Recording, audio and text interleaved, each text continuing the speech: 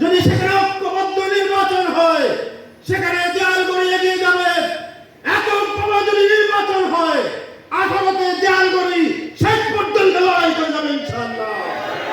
আমি সারা বাংলাদেশের 251 জন সংসদ সদস্য যাদেরকে পদপ্রার্থী হিসাবে খেলাফত মজলিস মনোনয়ন দিয়েছে, সকলের কাছে একটা আহ্বান রাখতে চাই, এই মার্কাকে সামনে রেখে যাকে কোরআনের সময়ের কসম করে আল্লাহ বলেছেন, এই আহ্বান সামনে রেখে প্রতিটি মানুষের কাছে আমরা আমাদের কল্যাণের কথা, ইসলামের সুমহান আদর্শের কথা, আখিরাতের মুক্তির কথা পৌঁছে দিতে চাই। মনে রাখবেন, জয় পরাজয় আমাদের বিবেচনার বিষয় নয়। আন্দোলন সংগ্রামের মধ্যে আমরা নেমেছি।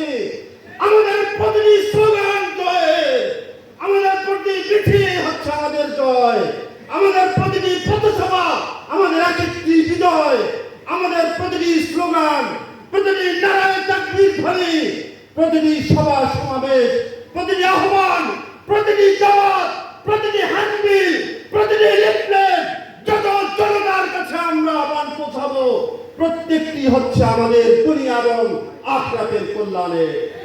সুতরাং আমরা ফলাফলের চিন্তা করতে চাই না, আমরা আল্লাহর পক্ষ থেকে সেই ঘোষণা আমাদের জন্য বিজয়, যেহেতু আমরা এটাকে ইবাদত হিসাবে গ্রহণ করেছি।